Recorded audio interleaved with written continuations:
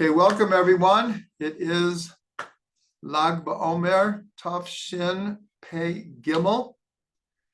Here in Eretz Yisrael, we're towards the end of Lag BaOmer, but for most of you out there, you're still in the middle of the day. And we decided to dedicate our learning tonight to Lag BaOmer. And as discussed for those who are here on Sunday, we immediately want to dedicate it to the 45 souls that were taken from us 2 years ago on Lag BaOmer and the terrible tragedy that happened there. I also want to mention that 4 years ago was the devastating fire on the Moshav, also on Lag BaOmer. So there's definitely, along with all of the celebrations, there definitely is a memorial type of atmosphere that will probably continue because it's still very, very fresh, both of those events. But of course, especially the 45 who perished in that tragedy. Those on the Moshav, we had a big fire last night and a celebration, and it was mentioned that we all got out alive. No one was even hurt, and it could have been much, much worse had the front of the Moshav been engulfed in flames. We would have been trapped here. We made it out just in time, literally by 5 minutes. But for reasons we will never really know, the tragedy 2 years ago. I want to share something, part of our discussions last night. While we're discussing, a certain idea came to me. I would like to share it as part of the dedication. Is for those who are here on Sunday, I mentioned that one of my pet peeves is when a tragedy occurs, whether in Israel or in the world in general, and then different people, especially spiritual leaders, make very, very definitive statements as to why this happened. And for many, many people, this is a huge turnoff, because short of someone being a prophet and God revealing to them why certain things happened, we can conjecture, and the conjectures could be correct. But to make blanket statements of why tragedies happen is somewhat uncalled for. I know the Lubavitcher Rabbi was very, very strong in this attitude regarding the Holocaust, and he was very clear that anyone who is offering neat and clean reasons why the Holocaust happened, not to listen to them, because this is a mystery that is really beyond our comprehension. So it's the same thing with what happened at Meron 2 years ago. Especially, there are so many miracle stories of people who went to Meron with all kinds of life problems, and miraculous things happened. And many of these stories are recorded by the people that it happened to. And then so you have a bigger paradox. So, well, what did happen 2 years ago? Why wasn't there a miracle also? So one of the possible explanations, not an explanation of what happened, but I remember once listening to Y.Y. Jacobson, and he gave over a story that someone came to him who, I don't remember what relative, but had just lost a relative who was killed by a drunk driver who ran a red light and crashed into a car and killed this person's very close relative. I don't remember what relative. And they, of course, were in, deep mourning, and they came to Rabbi Y.Y. Jacobson, and they said, how could this happen? How could this happen? The person who died was just such a good person. How could this happen? So Rabbi Y.Y. said, you're not asking the right question. If you're asking, how did this happen? We know how it happened. A drunk driver ran a red light and this tragedy occurred. So we know how it happened. If you're asking, why did it happen? So that is a whole different question that we may never find an answer for. So there's a very famous statement in the Talmud that says everything is in the hands of heaven except the fear of heaven. Kol b'yedei shemayim chutz miyirat shemayim. Meaning that ultimately everything is in God's hands, but he grants us free will. And if we choose not to believe in God, or we choose not to have awe of God, then that's in our purview, that's in our free will. But there's another statement in the Gemara, a very mysterious statement that says, everything is in the hands of heaven except for the fear of heaven and catching a cold. So everyone asks, what does that mean? Everything is in the hands of heaven except catching a cold? So the explanation is, like many things in the Torah, this is just an example. This catching of the cold is an example of those things that are within our control and we're irresponsible. In other words, you go out in the winter weather, rainy weather, without a coat. You splash through the puddles and you get your feet wet, and you keep the wet socks on for hours. In other words, that there are things that can prevent a cold. We don't take enough vitamin C, whatever it is. So meaning everything is in the hands of heaven, but those things that are within our realm of responsibility, we can't, as it were, point the finger, God, why did I get a cold? If I didn't take care of them, I didn't get proper sleep, I don't eat properly, I'm stressed out, all these things that weaken our immune system. So why am I saying this? Is that it was pretty much a known fact for years and years that the situation at Meron was untenable.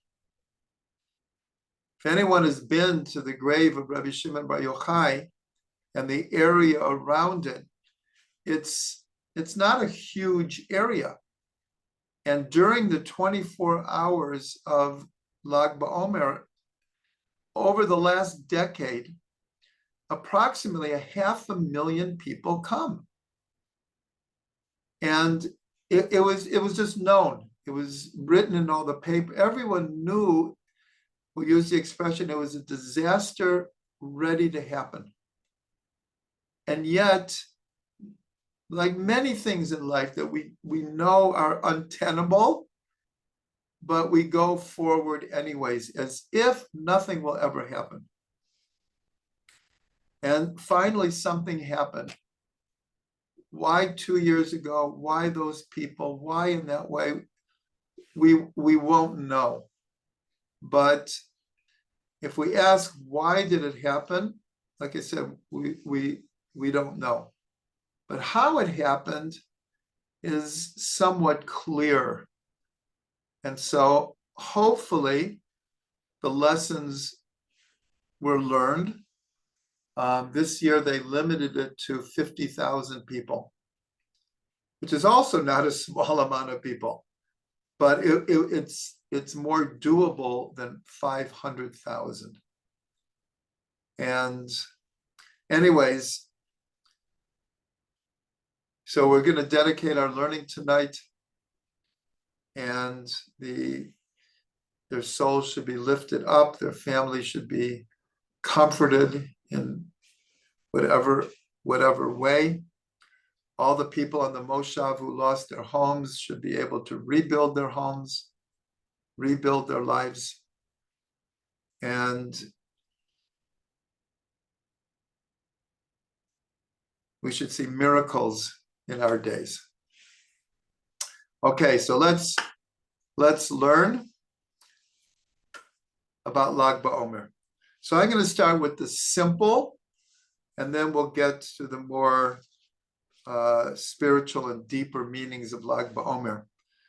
But just in case we don't know the whole story, like many things in Judaism, the way we celebrate Lag BaOmer now, and even the way we conduct ourselves during the Omer period, has taken thousands of years to develop.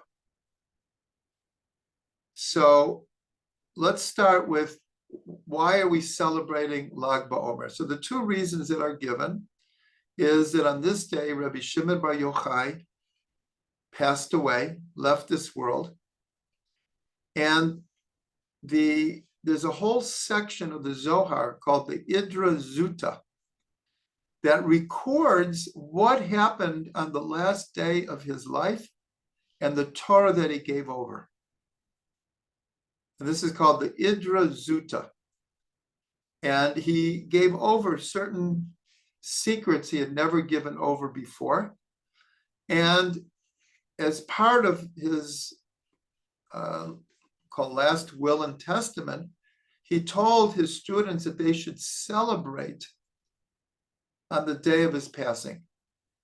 Now, this was a very innovative idea, because usually on what's called a yurtzeit, the anniversary of someone passing away, in the old days, and even today, it's almost a semi-mourning period. Is, of course, we recall the person who's passed away, and we give tzedakah, and we learn in their merit, and we light a yurtzeit candle, and if we can, we go to their kever. So it's not like a kind of get up and dance day. But if anyone saw the live stream from Meron, I mean, people are literally jumping up and down for hours at a time.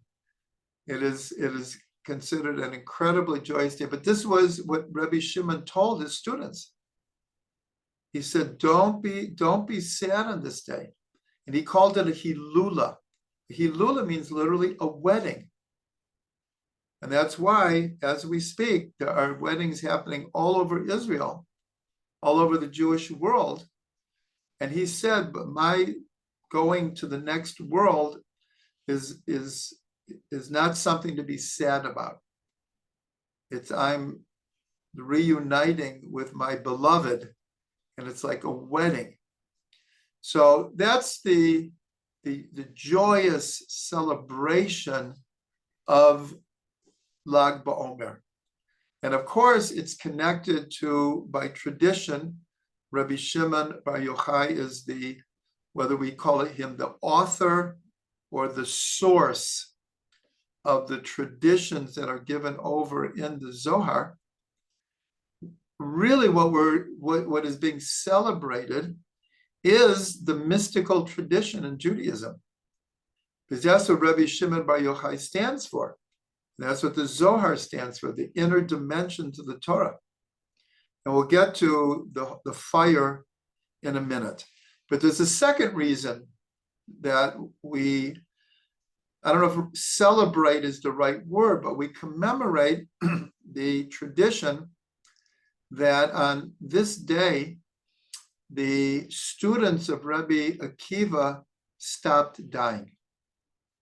It's written in the Gemara that during this period, and it doesn't say exactly, but during the period between Pesach and Shavuot, 12,000 pairs of students of Rabbi Akiva, meaning 24,000 students, passed away. And they asked, well, what did they pass away from? And the answer was croup, a kind of a respiratory choking kind of disease then that was lethal. And we'll call it like a plague. And 24,000 students of Rabbi Akiva died. Now, there's actually, without going into great detail, but there's actually many, many traditions of when they died during these 49 days and when they actually stopped dying. And since we only have limited time, I'm not going to get into all those details, but kind of the one that stuck was that they passed away the first 32 days of the Omer. On the 33rd day, they stopped dying. So whether we want to call this a celebration or not, it's like, but we commemorate that they stopped dying. So there's really two figures, and many of the songs that are traditionally sung on Lag BaOmer are either about Rabbi Shimon bar Yochai or Rabbi Akiva. So that's what we're going to do. We're going to look at these two personalities, and we're going to look at their importance in Jewish history and why it's so important to remember them.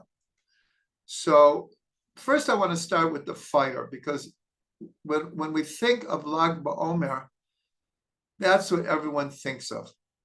And in Israel, Lag BaOmer has spread far beyond being a religious holiday. In other words, all over Israel, secular or religious, everyone is lighting fires. And especially all school children, doesn't matter what school they go to, sometimes the day before or 2 days before, they'll make a little bonfire. It's just part of, we'll call it Jewish culture. I know that at the time of the Lubavitcher Rebbe, and to this day, Chabad, all over the world makes marches and banners and celebrations. And of course, the main one is at Meron. And I mentioned this year, 50,000 went, but for the last 10, 15 years, every year it got more and more. And we're talking about thousands. Toby says a parade. Right, that's the right word. Right in front of 770, there would just be a big parade with banners and floats. And it's a big day for children. But the real celebration is celebrating the Torah, celebrating our tradition, and especially the mystical tradition within Judaism, because that's what Rashbi stood for. And then we'll see that's what Rabbi Akiva stood for also. So the fire represents the fire of the soul, that the soul yearns for Torah. And in the last part of the Torah is called Eish Dat Lamo, a fiery law. That the Torah is called fire, and Torah or, the light of Torah.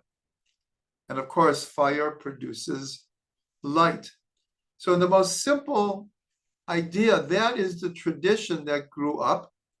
And the truth is, again, it took hundreds of years, many generations, for this minhag to become the main minhag of Lag BaOmer. These things don't happen overnight. And even the pilgrimage to Rabbi Shimon bar Yochai is not something that's necessarily happened 1,800 years ago or 1,600 years ago. What is known is that the Arizal would go to Meron on Lag BaOmer, and even when he was in Egypt, when his son became 3 years old, he took him to Meron to cut his hair. So we know for at least 500 years, there is this tradition. Now, again, if anyone was watching last night, during all the celebrations, hundreds of 3-year-old boys are brought to Meron on Lag BaOmer to have their hair cut. And I remember my wife and I went to Meron one time. It was, I believe, 1976 or 77. I can't remember. Then there were maybe, I'm just guessing, maybe 20,000 people there. It also seemed pretty crowded, but it wasn't like what developed. And we're talking about 46, 47 years ago. And I remember we stayed up all night, and there were people camped out in these big tents all over. There were fires going everywhere. I was actually able to get into the kever. Now, to get into the kever is like almost impossible. And I remember we stayed up all night, and we davened at sunrise at Vatican. And I'll never forget that after davening, there was this huge circle of Hasidic men with their sons up on their shoulders and getting their haircuts as they were dancing around. It was just an amazing thing. But I saw last night also, in the midst of the dancing, I saw that there were, the little boys were being brought to the different rabbis and teachers, and everyone was taking a turn to cut the hair. So that's really what the fires represent. Now, in a deep way, I want to connect Rabbi Akiva to Rabbi Shimon, because Rabbi Akiva was Rabbi Shimon bar Yochai's teacher. After the 24,000 students of Rabbi Akiva died, so we're told that Rabbi Akiva took 5 students and he gave over to them again the entire tradition.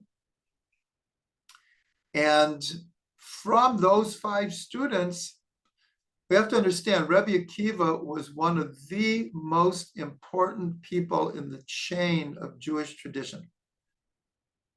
Because from the students of Rabbi Akiva was the student of Rabbi Yehuda Nasi, who wrote the Mishnah. And according to tradition, Rabbi Akiva already began the process of organizing the Mishnahs into an organized format. And 3 of the 5 students, one was Rabbi Meir. Rabbi Meir, any Mishnah that doesn't have the name of who said it is Rabbi Meir. Who did Rabbi Meir learn it from? Rabbi Akiva. The other one was Rabbi Yehuda bar Ilai. He is the most quoted sage in the Mishnah. Where did he learn it from? Rabbi Akiva. Where does the Talmud come from? The Talmud comes from the Mishnah. So we already see Rabbi Akiva is instrumental in handing down the truth. We have to remember at the time of the Romans, remember Rabbi Akiva, and that's what we're going to get into, he was tortured to death for teaching Torah. And yet he managed to give over the whole tradition so it could be carried on. And the third of the five is Rabbi Shimon bar Yochai. And he received especially the mystical tradition. You have to remember, it was Rabbi Akiva who, the famous story in Tractate Chagiga, it's called Arba Shenichnasu LaPardes, the four who went into the orchard or paradise. Pardes, it forms the word paradise in English. That's where the word paradise comes from, is Pardes. And it says only Rabbi Akiva went in peace and came out in peace. What is this orchard? What is this Pardes? This was a very, very high level of mystical meditation that these four had trained for years to elevate their souls to incredibly high heights. But only Rabbi Akiva went in peace and came out in peace. One of them lost their mental facilities. One of them died, and one became a heretic. This is a whole other story, but only Rabbi Akiva went in peace and came out in peace. And so this represents, he was the master of the mystical tradition up to that point. Who did he give it over to? Rabbi Shimon bar Yochai. So that's why it's so important that we connect these two figures on Lag BaOmer. And so Rabbi Akiva died by fire. He was tortured with burning combs. They literally flayed the skin off of his body with burning coals. That's how he was tortured to death. His students were forced to watch. And the famous story, which had tremendous impact on all of Jewish history, is as he's being tortured to death through fire, so he prepared to say the Shema. And his students said, Rebbe, how do you have the state of mind to say the Shema as you're being tortured to death? And Rabbi Akiva famously answered, my whole life I've been waiting to be able to give my soul to God. As it says, you should love God with all your heart, with all your soul, and with all your might. Now that I have the chance to fulfill that mitzvah, I shouldn't embrace it. Rabbi Akiva said the Shema, and when he got to the word Echad, his soul left him as he elongated the last letter, the Daled. And we do this to this day.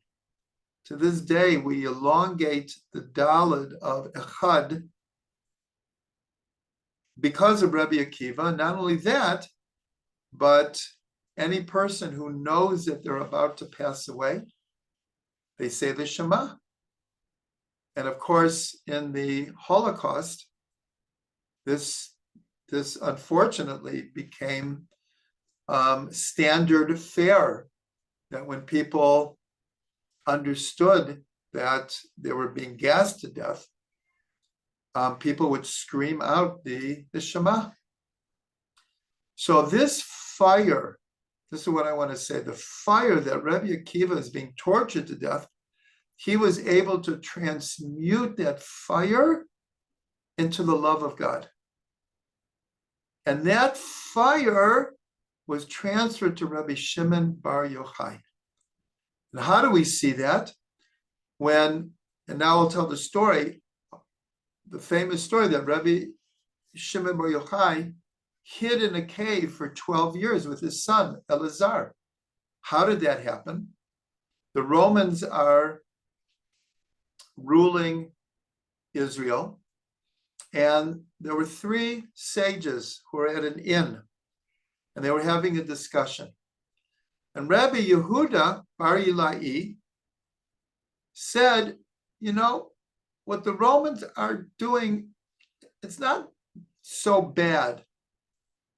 They're building roads, and they're building great bathhouses. So we could take advantage. The second sage, Rabbi Yossi, was silent. Rabbi Shimon Bar Yochai said, everything the Romans are doing, they're only doing for their own good. They're building roads so they can get to everyone and tax them. And they're building bathhouses in order to promote promiscuity. Someone heard this discussion and reported it. Rabbi Yossi, who was silent, the Romans sent him in exile to Tzipori, a very, very important archaeological site in Israel, Tzipori. Rabbi Yehuda Bar Yilai, the Romans, even though he didn't ask for this, but they made him like representative of the Jews, because here's someone who appreciates something that we're doing. And Rabbi Shimon, they put a death penalty on his head, because they understood how powerful he was, and if he goes around dissing the Romans, they're going to have a problem. So they put a death penalty on him. So it says that he went and he hid in the Beit Midrash, but he realized that wasn't a very safe place, and he ran off to a cave with his son, and they hid there for 12 years.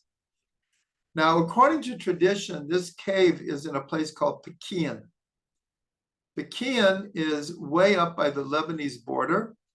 It's right near the town of Ma'alot, a beautiful town that we have very, very good friends there. So we've been there many, many times. And the tradition is they hid in this cave, and miraculously, a spring of water sprang up, and a carob tree sprang up. So they had what to eat and what to drink. Now, I went to the place that's traditionally called the cave of Rabbi Shimon. The cave is collapsed. So it's not much of a cave anymore. You can walk into it a little bit, but it collapsed. But the amazing thing is, all around it, there is a very, very ancient carob orchard. Huge, huge, enormous carob trees.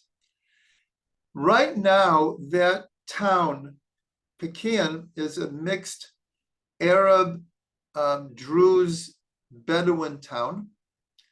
But there's been a Jewish presence there unbroken from the time of Rabbi Shimon Bar Yochai, a very, very famous family that kept a presence unbroken. And there's still a Beit Knesset there. I went there. There was an attempt to set up a yeshiva. It didn't succeed, but the Beit Knesset is still there.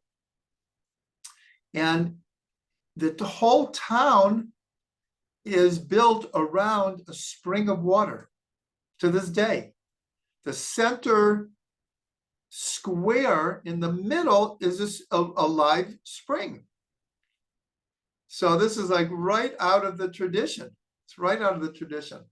But I want to tell you something very interesting, that in the introduction to the Tikkunei Zohar, the Tikkunei Zohar is one of the most important sections of the Zohar. It actually begins by saying the following.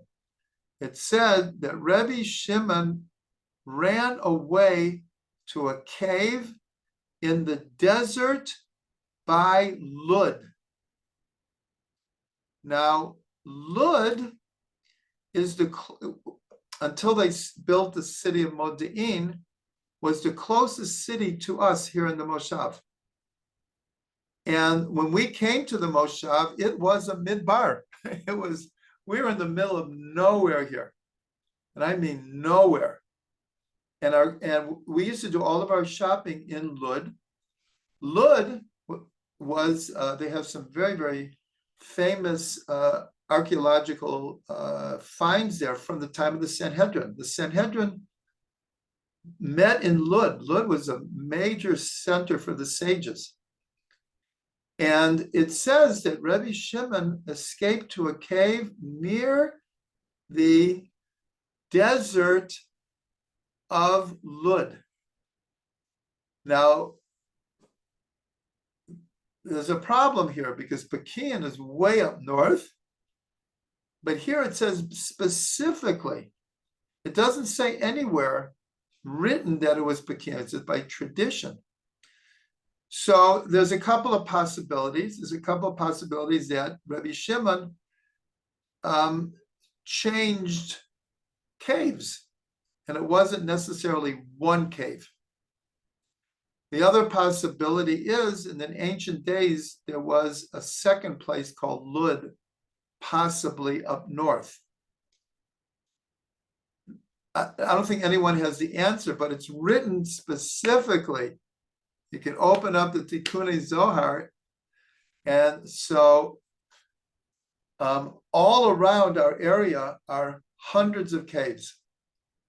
I personally have found scores and scores of caves, small caves. Anyone who's been to my house knows that there's a cave right up my front door. Quite literally, there is a cave. It was a water cistern. It was a natural cave, but it was turned at some point into a water cistern. Anyways, Rabbi Shimon is in the cave for 12 years, and according to tradition, that is when the teachings of the Zohar were formulated.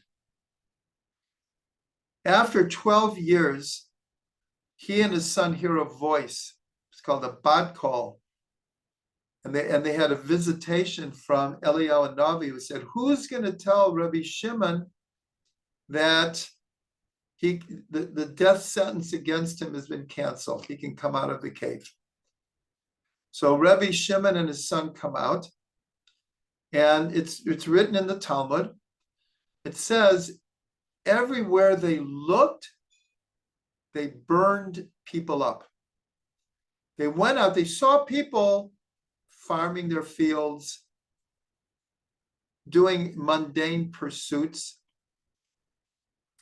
and they couldn't understand how people weren't sitting and learning Torah. Why are people farming? And it says that they burned people up. Now, obviously, this is symbolic language, meaning they couldn't understand. They were going to burn up the whole world in their fervor. A voice came from heaven and said, I didn't release you from the cave in order to burn up my world. Go back to the cave. And according to tradition, they went back for another year. When they came out, so it was Erev Shabbos, and they saw an old man who was carrying two bunches of myrtle branches, hadas. And they said to him, why do you have this hadas? He said, well, it's almost Shabbat, and it's good to have something good to smell on Shabbat. And they said to him, but why two branches? And he said, one is for Shamor and one is for Zachor. Excuse me, this is to remember the Shabbat and to guard the Shabbat. These are the two versions in the Ten Commandments, the first tablets and the second tablets. Shamor v'Zachor. And that's why Lecha Dodi begins, Shamor v'Zachor b'dibur echad. To guard and to keep was said in one word. And Rabbi Shimon turned to his son and said, the world isn't so bad after all. Right? Because this was just a simple man, but they saw that they were able to channel their fire. But the Gemara says Rabbi Elazar continued to burn people up, and Rabbi Shimon would heal them. Now, again, this is all symbolic language, but all of this was to connect the dots of the fire of Lag BaOmer. It begins with Rabbi Akiva's fiery love of God and literally being tortured to death through fire. And Rabbi Shimon, who was on fire for the Torah, but learning how to manage that fire. And so the fires that we have are reminiscent of the fire of Torah and also the love of Torah. Okay, so I saw this chat. I'll get to that next. There's so much to talk about. But so Rav Ginsburg talks a lot that Lag BaOmer, Lag literally means Lamed equals 30, and Gimel equals 3. So literally Lag BaOmer means the 33rd day of the Omer. Lag BaOmer, the 33rd day of the Omer. But if you take the letters Lamed Gimel and you switch them around, it spells Gal, which means to reveal.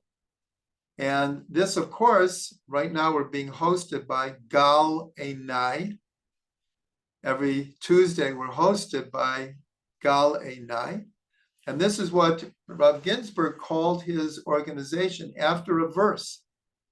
Gal Einai v'abita niflaot mitoratecha. Open my eyes that I may see wonders from your Torah. And that's why for those who are able here in Israel, every Erev Shabbat, in Hebrew, there's a booklet sent around to shuls all over Israel by the students of Rav Ginsburg, and it's called Niflaot, from this verse. Gali nai ve'abita niflaot v'toratecha. Niflaot in English means wonders. And that's why the English version that maybe some of you get online, which you could get online, everyone is able every Friday to get this whole booklet digitally online, is called Wonders. So the whole idea of Lag BaOmer, again, is the mystical tradition, the inner dimension to the Torah, the wonders in the Torah. We're not talking about like miracles that God is making. Niflaot mitoratecha, the wonders that are in the Torah. And I'll mention that, I don't know if we'll get to it. There's so much to get to. That if we look at what was the great innovation of the Zohar. Everyone's heard of the Zohar. Some people have learned some of the Zohar or heard the Zohar. But if we wanted to get down, like what are the main innovative ideas? Well, one of them has to do with Gal. Is because the Zohar is the first place that explicitly talks about reincarnation. And in Hebrew, the word for reincarnation is from the word Gal, Gil Gul. Because one of the meanings of Gal is not just reveal, but also means a wheel. That's why a wheel on a car is called a galgal. A wheel is a galgal, and a wave is called a gal also. Is a wave comes and then it kind of goes back in the ocean and it comes again. It's like this, and that's what reincarnation is. Call it the wheel of life and death. And before that, the Ari later shows how many times reincarnation is hinted to in the Tanakh, in the Bible, and hinted to in the Gemara, but it's never talked about explicitly. And really the first place where it's openly spoken about is in the Zohar. And this, of course, was the inspiration for the Arizal himself, who took these teachings and just opened the door completely and filled in so many of the details in one of the 8 books, part of what's called Kitvei Ha'ari, the writings of the Ari. The Ari himself did not write anything, but his student, Rabbi Chaim Vital, and Rabbi Chaim Vital's son, Rabbi Shmuel, 20 years later, after the Arizal passed away, they published what are called the Kitvei Ari, which are 8 volumes, but one whole volume is about reincarnation. An entire volume with tremendous details about, call it the who's who of the Tanakh. The Ari reveals everyone's reincarnations. Okay, so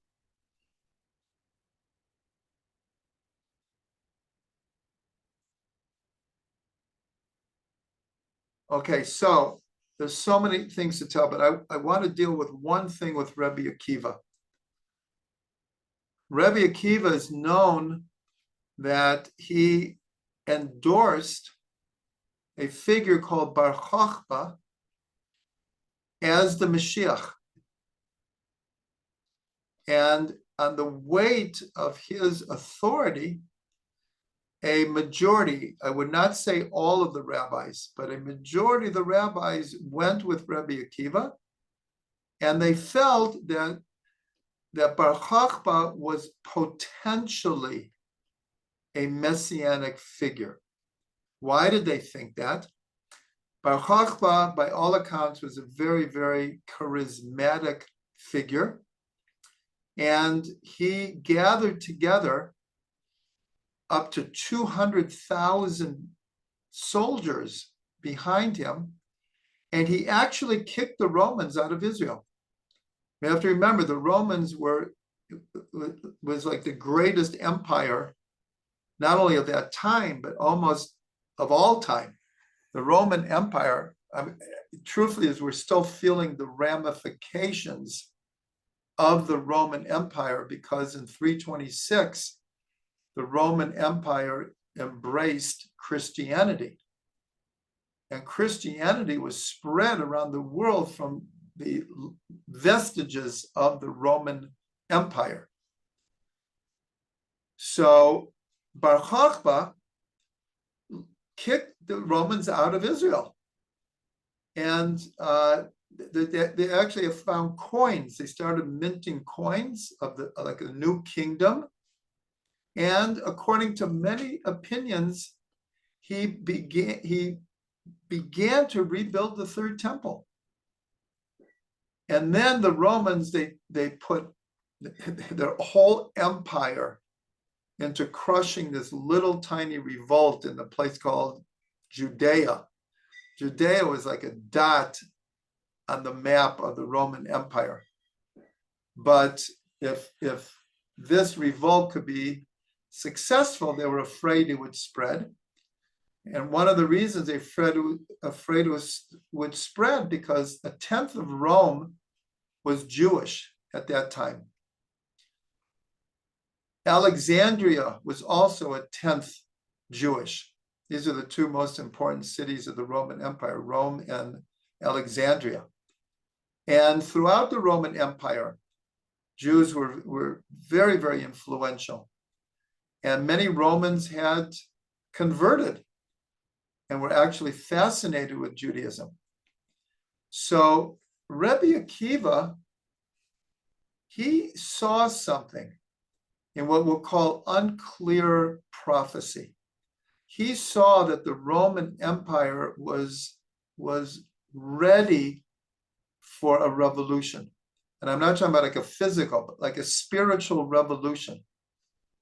He had been to Rome many times himself.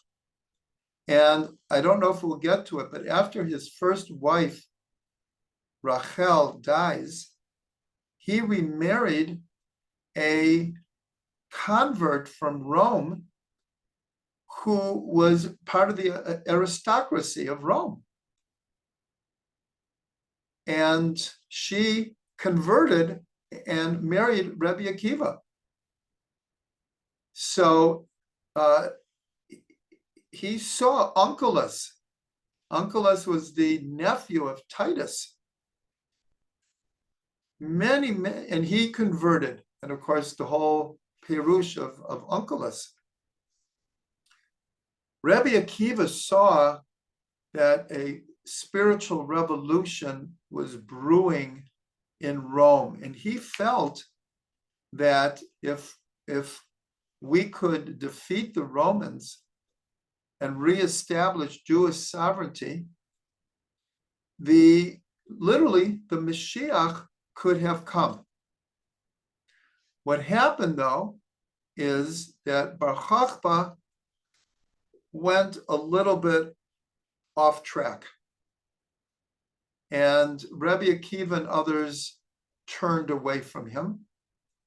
And in the end, the revolt was put down in a horrific slaughter. And in the end, Rabbi Akiva died when the Romans reestablished their sovereignty and made teaching Torah publicly forbidden. And Rabbi Akiva refused to stop teaching publicly. And so he died in the process. So, but what Rabbi Akiva saw was prophetic. Because as I mentioned, just about 200 years after that, the Roman Empire embraced Christianity. In other words, he saw it coming, and he thought that he could, the revolution would be a Jewish revolution. And that because the Roman Empire could have en masse embraced Judaism. And so he would push the envelope. But in the end, he and the other rabbis did turn away from Bar Chachma because he didn't turn out to be exactly who could fill the role of Mashiach. Okay, now let's get to Rabbi Shimon. So I already told the story of how he ended up in the cave. But I want to give over one teaching that this is an idea that I came up with. And I am very convinced that it's really an important idea. So the history is that Rabbi Shimon, if we look at one of the innovations of the Zohar, he created what is actually called in the Zohar the Chavraya. The Chavraya comes from the word Chaverim, friends. So what Rabbi Shimon did was a very radical thing, because at the time, there was a very, very strict protocol between teachers and students, rabbis and talmidim. Very, very correct, strict rules of behavior. Rabbi Shimon really broke that down. He was the Rebbe, but he gathered around him his closest ones. They were his students, but they were also his contemporaries. And so Rabbi Shimon created an atmosphere called the Chavraya, a group of mutual friends. And many of the stories of the Zohar is a book of teachings, but so many of the teachings are based on this paradigm that it will name Rabbi Shimon and his son and Rabbi Yehuda and Rabbi Yossi were walking along the way. And one of them opened up with a verse from the Torah, which began a whole discussion, and the Zohar records the discussion, just like the Talmud records the discussions of the sages around different issues. It's almost like dictation was taken of the discussions. But so much of the Zohar happens with groups of friends going from place to place and sharing Torah with each other. So at one point, Rabbi Shimon gathers, there were 10 of them, and it's recorded in the Zohar. A whole section of the Zohar is called the Idra Rabbah. The Idra Rabbah means the great gathering, or Idra can also mean a threshing floor. This great gathering that happened in a threshing floor or in a cave where they used to prepare wheat. And in fact, near Tzvat, there is a cave that by tradition is the place where this gathering happened. I go there every time I'm up north. Very, very special place. And he gathered his students together, and he began by saying, basically, oi if I do, oi if I don't. Meaning, oi if I reveal to you what I'm about to reveal to you, because these are secrets that have never been revealed in the world before. And oi if I don't reveal them, because they need to be, I have permission now to reveal these things that have never been revealed before. That's how the Idra Rabbah begins.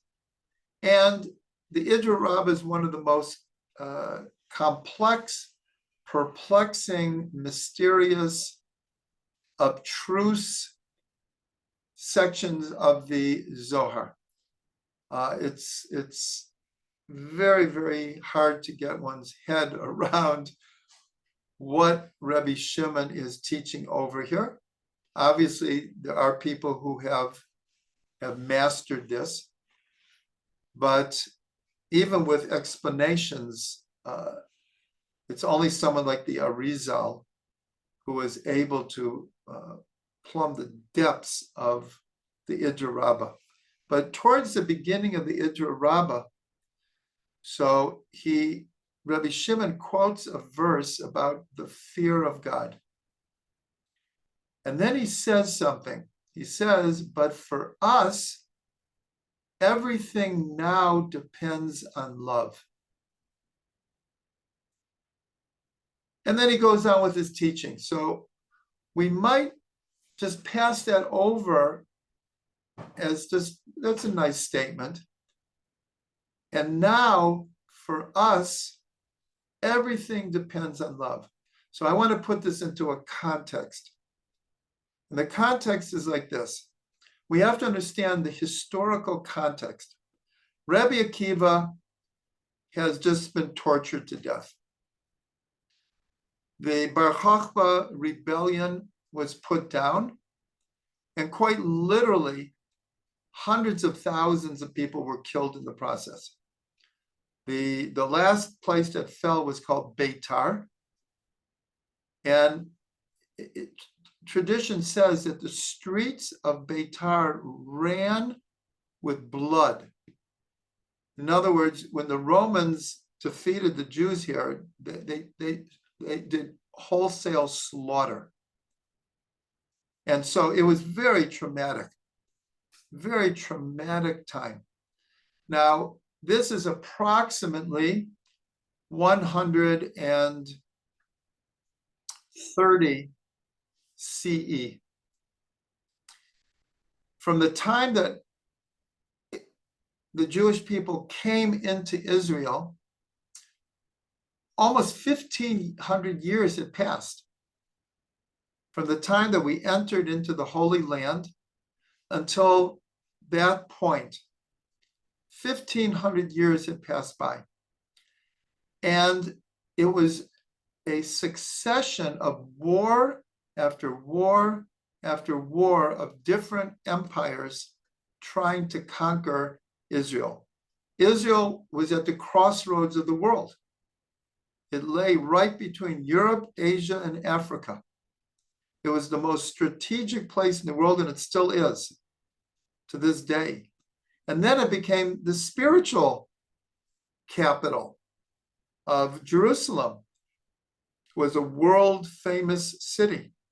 Everyone wanted to control Israel. Everyone understood the holiness and the economic importance of Israel. So there was war after war after war after war after war. Rabbi Shimon goes into this cave with his 10 students, and he says what seems like a simple statement. And now for us, everything depends on love. So my proposal is, what Rabbi Shimon did was a sea change in Jewish history at that moment. And it's very similar to something that had happened just 60 or 70 years before. What am I referring to? As the Second Temple is surrounded by the Romans, and they are preparing the siege is happening, but they're preparing to break through the walls and destroy the temple. So one of the leaders, or the leader of the generations, was Rabbi Yochanan ben Zakkai.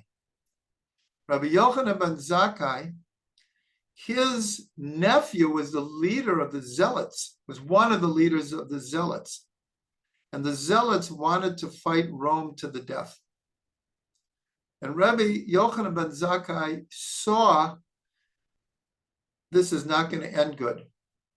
The Romans are going to win, and it's inevitable. They've put too much into destroying Jerusalem. They're not going to walk away now.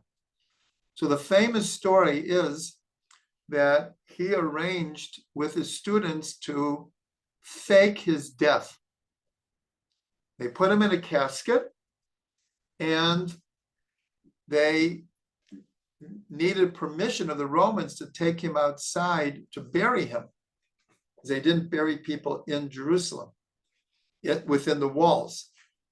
And the Romans wanted to put a spear through the casket, and they said, this is our Rebbe that's desecrating. And as they talked them out of it, Rabbi Yochanan ben Zakkai went to Vespasian. Vespasian was the general sieging Jerusalem. And he greeted him as Caesar. And Vespasian said, I could put you to death right now. I'm not the Caesar. You can't just call anyone the Caesar. At that very moment, a messenger came from Rome saying, the Caesar has just died, and you've been elected the new Caesar. So he looks at this, this rabbi like, who is this guy? How did he know that? How did he know that? So he says to him, I'll give you 3 wishes. I'll grant 3 wishes. And so Rabbi Yochanan ben Zakkai said, spare the house of David, because we can't survive as a people without the lineage of David HaMelech. Send a doctor for one of the sages who had been fasting for 40 years to prevent the destruction of the temple. But the third one was, give me Yavna and its sages. In other words, let the sages go to Yavna. We'll get out of your way, like it's inevitable what you're going to do, but let us continue our tradition in Yavna. And he granted that. Later, many people question, why didn't you ask to save the temple? Like, major question. And the answer that Rabbi Yochai ben Zakkai actually until his dying day questioned whether he should have or not. But at the time, he figured that it wouldn't be granted. The Romans had put too much of their reputation into their desire to destroy the temple and destroy Jerusalem. They weren't going to just walk away after what Bar Kokhba had done to them. Anyways, because of Yavne and its sages, it saved Yiddishkeit. That's where Judaism was recalculated to fit into a world where there was no temple. And so what Rabbi Shimon bar Yochai did at the Idra Rabbah, what he was telling his students is, the time to fight is over. It's been 1,500 years. We can't fight anymore. The Jewish population in Judea had been decimated. The Romans were ruling the world. But he said to them, for us now, love, everything depends on love. And he created a new paradigm for the survival of the Jewish people. That we're not going to make it by continuing to fight. We just can't. We don't have the strength. And that's over for right now. But if we're going to survive, we have to survive with the love of each other and love of the Torah. And that is what happened. We survived miraculously for 2,000 years without armies, without the means to defend ourselves. We all know we were the victim in countless pogroms, expulsions, crusades, and we didn't have the means to fight back. But we survived, and we survived because we had strong communities and we had the Torah as our basis. And that's what Rabbi Shimon was saying. For now, everything depends on love. And so I believe that was an absolute turning point in Jewish history, because after that, that was it. That was it for physical resistance until, really, the Warsaw Ghetto. And also the undergrounds in Israel, the Palmach, and the pre-state Haganah that was also a paradigm change. It's like, we're not going to the slaughter anymore. We're done with that. So that is a paradigm change, and we're living it out today, every day. Every day we've gone back to, we need to defend Eretz Yisrael. We can't do it just with love. We live in a rough neighborhood, and that's not going to get us through.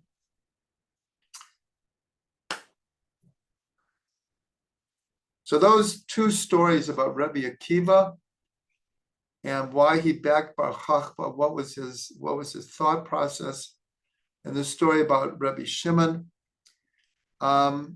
Just a few more things, and then we'll go to our discussion.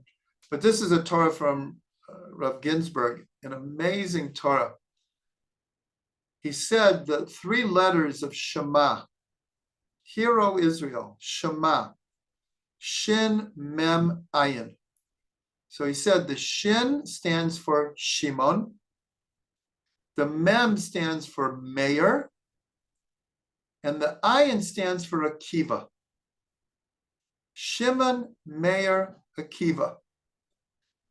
And as I've explained, this is the linchpin in the chain of tradition of Torah.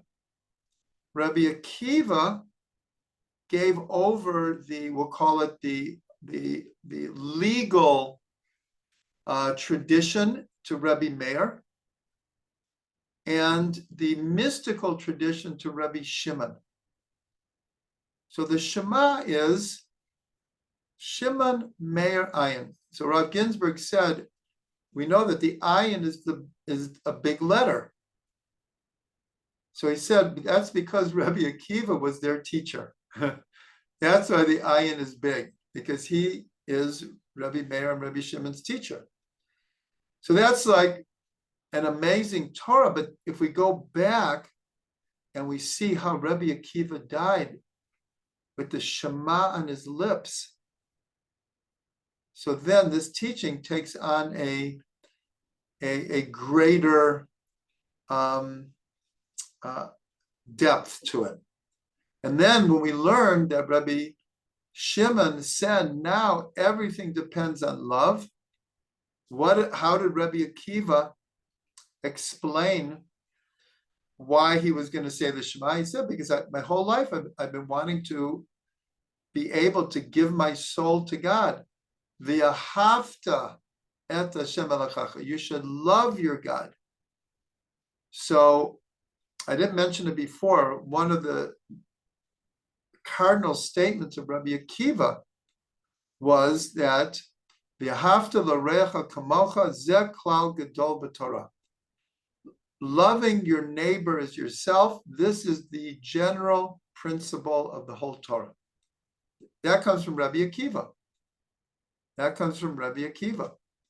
And I heard this from Rav Ginsburg.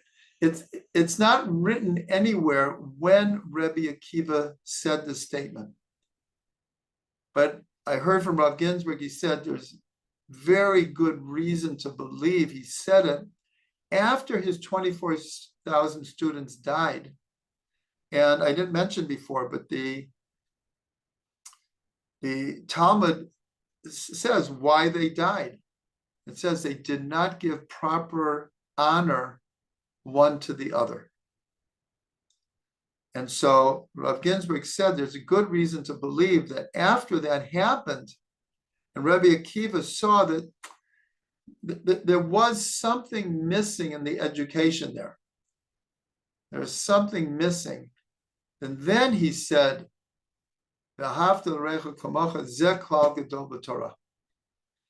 who did that get passed on to? Rabbi Shimon. And Rabbi Shimon says, and now everything is dependent on love. And that's the whole thing. He created what was called the Chavraya, this group of sages that they were like this best friends with each other. And yet still, he was the Rebbe, though. And everyone knew that. But he created an atmosphere that felt like it. I see Randy's leaving. Thank you for coming. Okay, so I'll end with a blessing. We certainly didn't get to everything. There's so much more that we could be learning here. But I want to leave some time for discussion. So we should know only good on Lag BaOmer. We should know only love for each other, love for Am Yisrael, love for all of humanity, and we should live to see great miracles and wonders. Gali nai v'abita niflaot mitoratecha. No.